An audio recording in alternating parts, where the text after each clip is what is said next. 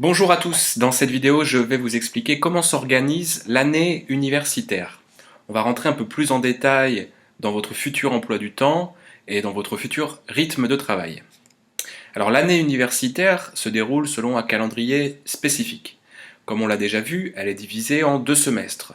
Le premier semestre commence par une semaine de pré-rentrée début septembre, au mois de septembre, et s'ensuit le début des cours, jusqu'à la première session d'examen, fin décembre, début janvier. Vous avez ensuite le deuxième semestre qui commence au mois de janvier, jusqu'à la deuxième session d'examen au mois de mai.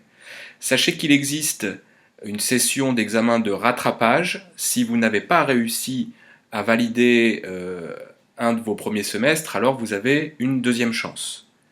Donc c'est un aperçu général donc, du calendrier universitaire. On vous conseille d'aller sur le site de votre université pour connaître précisément votre propre calendrier universitaire. Donc l'année universitaire sera ponctuée de 5 semaines de vacances. Vous avez des vacances qui sont communes à toutes les universités. C'est le cas des vacances de la Toussaint et des vacances de Noël. Mais pour les vacances d'hiver et les vacances de printemps, alors ça dépend de votre zone de résidence.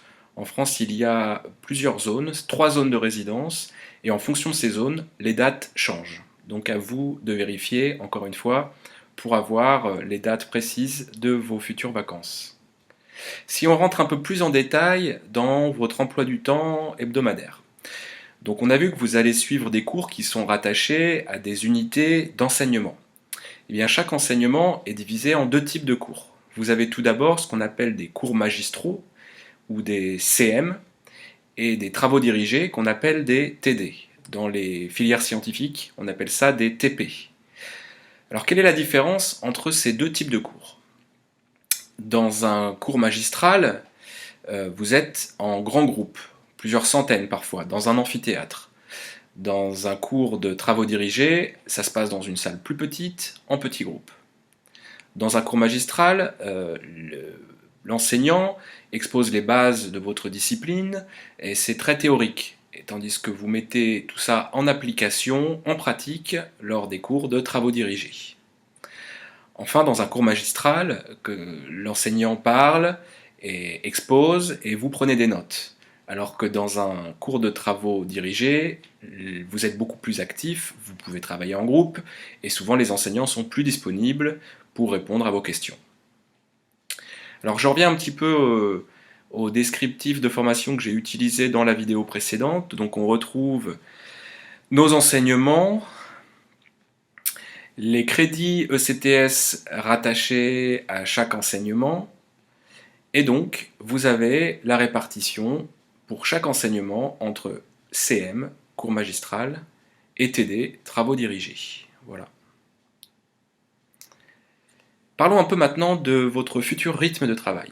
En général, en licence et en master, on a entre 18 et 25 heures de cours par semaine.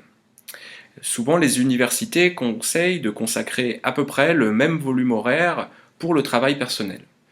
En effet, entre la préparation des TD, les recherches bibliographiques, la relecture des cours, l'approfondissement des concepts, etc., beaucoup de travail personnel, donc les maîtres mots sont assiduité et autonomie, beaucoup d'organisation donc pour garder le rythme. Si je récapitule, donc nous avons évoqué le calendrier universitaire divisé en 2 semestres et donc 2 sessions d'examen et une session d'examen de rattrapage, votre deuxième chance, si vous n'avez pas validé quelques unités d'enseignement, vous avez l'occasion de vous rattraper lors de cette session donc qui est souvent au mois de juin. 5 semaines de vacances sur toute l'année, un emploi du temps donc avec des enseignements qui sont composés de cours magistraux et de travaux dirigés ou travaux pratiques dans le cas des filières scientifiques.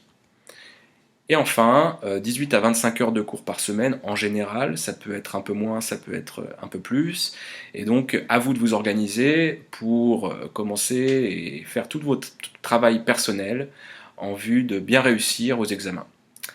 Voilà, c'est tout pour cette vidéo. Je vous dis à bientôt sur les forums et à la prochaine vidéo.